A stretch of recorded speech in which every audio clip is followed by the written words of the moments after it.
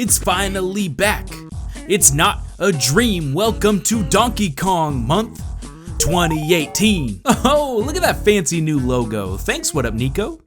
This is the 5th anniversary of celebrating all things DK, so I wanted to try something totally different this year. Obviously, I love the games to death and have played them countless times, so something that keeps them refreshing to me is speedrunning. DKC1 was one of my first speed games that I took seriously, and allowed me to plunge deeper into the hobby in general. So I thought it might be cool to give you a resource that can help you get into speedrunning yourself. Whether you're a huge fan of the Donkey Kong series or not, DKC1 is almost the perfect game to get your feet wet. It's a pretty short run, world record is 32 minutes long, but it's easily beatable in under an hour, and it has almost zero RNG, it's all about execution. It's a simple platformer with a lot of really cool tricks and skips throughout. So at the very least, I thought it might be interesting just to see what the average speedrun looks like. So welcome to the beginner's guide of how to speedrun Donkey Kong Country. Because this is an elementary level tutorial, I won't go in depth with every single trick you should learn to run this game at a highly competitive level. I'll only be laying the foundation to get you started here. If you enjoy it and think you want to dive in yourself, I'll include some great resources at the end to improve your skill even further. Let's kick it off with some overall basics you need to know about the game. As you may already be aware, Diddy is much faster than Donkey Kong and is more versatile in his movement, so generally speaking, you always want to have him out in front. There are a few times when DK comes in handy, but for the most part, if you get hit and lose Diddy, your speed and recovery options become pretty limited. You can also move even faster by rolling through waves of enemies. Anytime there's a group lined up in a row, it's a good option to cartwheel through them. And you can even do what's called an extended roll by letting go of Y and repressing it to gain optimal speed. In between every level, you can mash the A, B, X, and Y buttons to skip the completion fanfare, which can save a huge chunk of time over the course of a run. Instead of celebrating yourself when you finish a stage, make sure to mash. This might sound stupid, but avoid collecting bonus tokens whenever you can. Sometimes they'll be directly in your path, but if you collect 3 of the same animal buddy, it'll put you into a bonus room that wastes a ridiculous amount of time. I accidentally did this on a former PB a long time ago. It was not pretty. Finally, as I said, this is a walkthrough of the fundamentals. So if I skip over a particular level, it just means that there isn't any crazy tricks worth mentioning and you just need to move as fast as you can. Cool? I'll have all my button inputs on the screen so you can have an easy check of what exactly I'm pressing to pull off these maneuvers. Oh, also, this is a guide for the all levels category, which is the most popular for DKC1, which just means you need to finish every stage. It's different from any percent because there are glitches you can do to skip entire worlds and beat the game in under 10 minutes. It's kinda crazy. Make sure you're playing on either version 1.0 or 1.1 as well, because some of the major skips you'll be doing are patched out in the 1.2 version of the game. Let's start with the Congo Jungle. In Jungle Hijinks, things start off with a bang as you want to open the DK barrel to get Diddy, take damage as DK because it's faster than swapping partners, then line yourself up in position for an extended roll through some baddies. When you reach this first banana, quickly tap Y and let go until you reach the 3rd banana, then hold down Y again to begin the extendo. If you let go in the middle of this line of clumps and press Y again, you can do an even crazier roll, but anything is better than simply going through it regularly. Like I said in the beginning, rolling is key in this game. If you're just walking, you could be moving faster. Ropey Rampage has an easy little skip if you roll off the tree near the O letter. You'll enter a bonus room with these ropes, but instead quickly fall off the ledge to be put back into the level via a blast barrel that lands you really close to the ending, saving quite a bit of time. Coral Capers is our first water level, and in all of these it's best to get Unguard, not only because he moves faster and helps you dispatch enemies, but because he's an extra hit in case you take damage. Buck with him as often as you can for extra speed. Barrel Cannon Canyon has a very convenient method to skip the entire stage. No, really, right off the bat, go up and to the left to skip the first half, rolling on treetops to stay up there. Then after the midway point, extended roll through some Kremlings by letting go of Y after the 2nd and repressing Y at the 3rd until you get to this ledge and hop on one more Kremling to reach the trees to the left and finish the stage in style. Keeping this Kremling alive is crucial, and make sure you don't screw up and enter the barrel or kill him by accident. Well worth it skip though. Finish things off with the very naughty boss battle. It'll be over before you know it. Hit him at the apex of his jumps for optimal time save.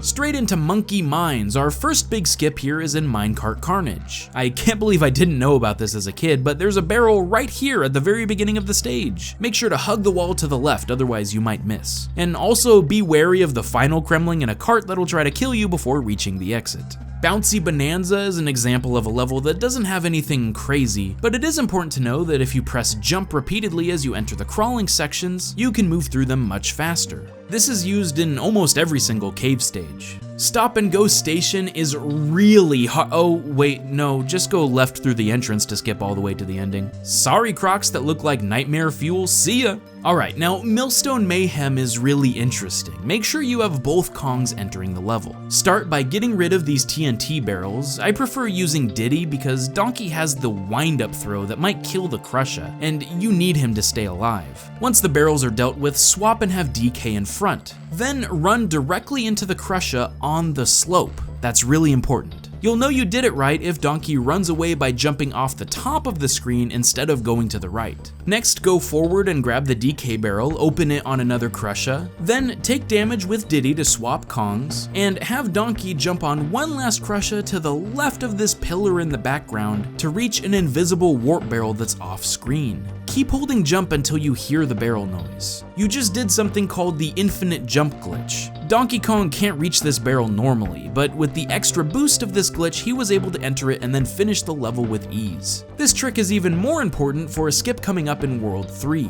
Master Neki is basically the only element of RNG in the entire game, as he'll pop his head in from 4 different spots, but he's super basic, just make sure not to jump too early or he won't take the hit. Vine Valley has some of the craziest skips in the game, and there's a lot of them. I hope you kept DK out in front as you enter Vulture Culture because there's a warp barrel placed within the first quarter of the stage that only appears if you're controlling Donkey Kong and reach it within a certain time limit. Basically, just rush through as fast as you can and jump in the lower barrel to skip to the end. Now is a good place to swap to Diddy as you enter Treetop Town, because there's a hidden tire floating just off the edge of the screen above this Neki. You can sort of see it there. Quickly jump onto the Neki and bounce on the tire to reach another barrel that shoots you all the way to the exit. I guess Rare really didn't like to play through these stages when they were testing. Okay, now Forest Frenzy has probably the toughest trick that we'll cover in this video, but it is totally worth it if you can pull it off. Begin with Diddy in front until you reach this patch on the ground containing a DK barrel. Open the patch and jump up into a Kremling while hugging the wall to the right. Much like before, you'll know you did it correctly if Diddy leaves toward the ceiling instead of running away. Open the DK barrel with Donkey Kong and proceed until the letter O. Jump low onto the platform and take damage as DK from the first Kremling. As soon as this happens, hold jump and Y, then fall as Diddy, bouncing on the head of the lower Kremling and continuing to hold right B and Y, and you should have pulled off another infinite jump glitch that skips the entire rest of this long level. Now, this is important. Make sure you touch the ground as Diddy before bouncing on the head of the Kremling. You don't need to jump, he'll bring his head to your feet as you come off the platform. Otherwise, Diddy will have the infinite jump, but he'll grab the rope like normal and be forced to complete it regularly. It's a tricky maneuver, but once you pull it off, keep holding until you reach this Kremling after the midway barrel. As he exits the left of the screen, let go of jump and Diddy will slowly descend, and you should re-enter the screen right as you're about to exit the stage. Make sure not to hit these Kremlings as you're coming back though, since you may not be exactly sure where Diddy will land. We're not done yet. Instead of entering Orangutan Gang like normal, go back to the Funky Kong outpost and fast travel to World 1. Don't ask me how this works, but when you're over a bend in the trail on the map screen, if you press any face button on the exact frame you change direction, it'll warp you into a different level. What you want to do is mash A, B, X, and Y really fast as you're crossing the second bend on the map in between Cranky's cabin and Reptile Rumble. If you do it correctly, it'll transport you right to the end of Orangutan Gang. In the all levels category, you just have to exit all the stages. It doesn't specify where you have to enter from. Clam City is pretty straightforward, just make sure to grab the Enguarde in the top left of the beginning. If you press up and B right as you hop onto him, you'll start moving even faster. Finally, Bumblebee Rumble is no problem. Just make sure not to throw a barrel too early, otherwise you'll miss the hit. And the left barrel gives you 1 frame of lag when you pick it up for some reason, so avoid that one and go for the right barrel if you can. Onto Gorilla Glacier, we kick things off with Snow Barrel Blast, which is one of the hardest levels in the game casually. Luckily, there's a few methods that can make it pretty simple. When you reach this metal barrel, pick it up with Diddy, then jump as you're on the slope to the right to get a big speed boost and clear the row of naughties. Then jump on the slope past them again to get another big boost to bounce on all these neckies and enter this barrel. For some reason, when you're holding a metal barrel, you gain a lot more jumping speed on slopes. Go figure. Finally, once you pass this Ramby token just after the midway barrel, roll onto the necky and fall just below the lower barrel to reach a secret trail that'll skip the entire last grueling section. If you do enter the other barrels by accident, you can just shoot straight down from this one to reach it. There, I just saved you a headache. In Slip Slide Ride, you may know that you can bounce on this Kremling to reach the entrance of a bonus area, but you might also notice that there's a barrel just hanging out in the wall. It's a little tricky, but if you hold down and left and press jump off the rope, then quickly move back to the right while still holding down, you can get on top of the rope and then jump all the way to the left to reach the barrel, which will teleport you near the end of the stage. Getting the jump right takes some practice, but it's pretty easy once you get the hang of it. Work on your single rope jumping skills and you have another level down.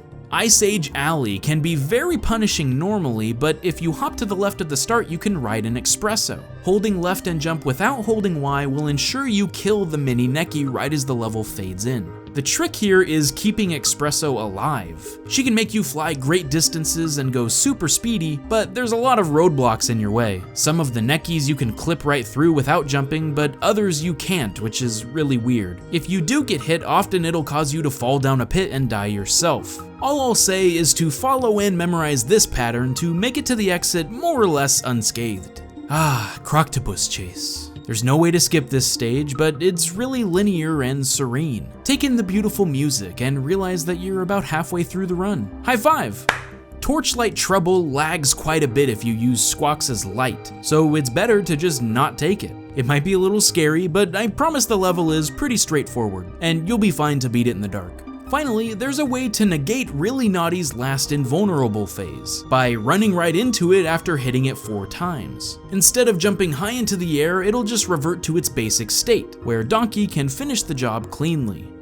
The last 2 worlds are where the game gets especially brutal if you're not prepared, so make sure to practice them often. Kremkrock Industries begins with Oil Drum Alley, which isn't a difficult level on its own, but going through the final gauntlet of blazing drums quickly can be a challenge. Or at least it would be, except that the fire only hurts you when it's at its maximum size and if you're in the middle of the drum. So if you make some extra large jumps to ensure you aren't landing when the flames are strongest, you should be able to clear them without wasting too much time. Just like Stop and Go Station, Trick Track Trek is one of the hardest levels in the— oh wait, no, there's a barrel you can roll into right at the beginning to pass over it all. Elevator Antics has another bonus skip like Ropey Rampage. Enter by jumping above the 3rd B in this section to the right, and then just drop straight down immediately to exit back into the stage at the midway point. You can also cut out a cycle on the last section of elevators by keeping the screen from scrolling on the first platform and then rolling underneath the 3rd. A little tricky and not a big time save, but important to know nonetheless. Poison Pond is probably my least favorite level in the game. There's enemies everywhere and the mincers can be hard to avoid. Good thing there's an Enguarde right at the beginning to the left, and another one after the midway point in case you lost the first one. Enguarde can help you go through certain mincers with his invincibility frames after a charge stab, and be sure to go to the left when you reach this group of 3 tires, to reach a secret area that skips past some of the obstacles. The final screen can be particularly cruel without a swordfish, but pro tip, if you hug the ceiling, you won't get hit. Okay, Minecart Madness has probably the coolest looking trick, and it's not even that hard to pull off. Swap Donkey Kong in front and run directly into the first minecart without jumping. You might need to start a little further back on the platform around this bright plank, but make sure you don't jump. Then take damage from the first necky by simply running into it. And now you should be able to cartwheel freely in the air as Diddy. Rotate between pressing B and Y to jump and roll your way across the stage without having to use a cart at all. After the midway point, when you reach this platform with a tire on it, however, the trick will stop working, so make sure you jump into the cart before you cross it, or bounce on the tire to bring your regular physics back and finish the level. There's actually a slightly faster way to beat it by doing what's called a jump jump roll, but it's a frame-perfect trick that requires you to press Y exactly as you bounce on a necky, and I definitely don't recommend trying it when you're just starting out. If you're too late, you'll just bounce off to your death and have to start the level over again. Dumb Drum is a boss fight you'll want to enter with Donkey Kong since he can kill the bigger threats with one hit. You also won't take damage from the baddies he shakes out when you're in the air bouncing off another enemy. So the optimal way to clear the waves is by stomping the first guy and then just being near the second one when it spawns to defeat it. Easy peasy. Unfortunately, there isn't a lot of crazy things going on in Chimp Caverns. It's sort of a last test of your skill before the final boss. There's a small damage boost skip you can do with Rambi and Manic Mincers by jumping into the tire from this moving platform. But the real problem is keeping the Rhino alive to reach it. He's weighty and clunky, so really just not getting hit is the real triumph. Loopy Lights, similar to Torchlight Trouble, is faster without turning the lights on, but this level in particular is very hard to see what's coming at you without them, so attempt that at your own risk. Finally, Platform Perils has a couple tiny skips where you can jump to further platforms that you weren't meant to reach yet, like here and here, but again, the real danger is just surviving since it's mostly full of enemies that Diddy specifically struggles with. Finishing strong with Necky Sr. and King K. Rool can be deceptively tricky, but keep your cool, take a deep breath at the fake credits, and don't jump too early and you'll be just fine. Last but not least, enjoy the credits and the reward of finishing a Donkey Kong Country speedrun.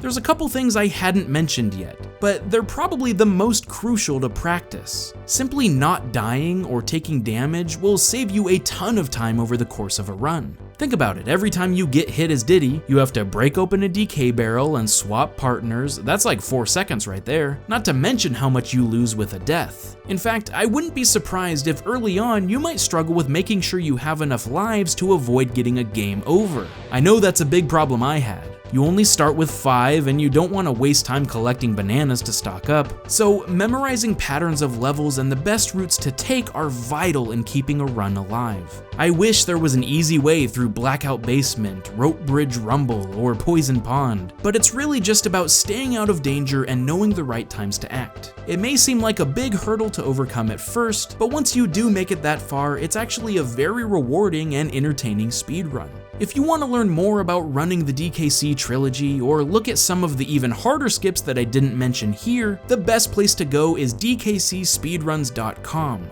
It has leaderboards, community races, and a Discord, but most importantly, thorough walkthroughs of how to do each and every trick in every stage, with diagrams and videos to help you out. I can't tell you how valuable this site is if you're just starting out, and the community is very eager to help and teach you new things as you learn. I honestly hope you give it a go. Speedrunning certainly isn't for everyone, but if you've ever thought about trying it out for yourself, I think the DKC games are a wonderful place to start. In fact, if I had to pick a true love, it would be DKC 2, but maybe we'll save that one for next time.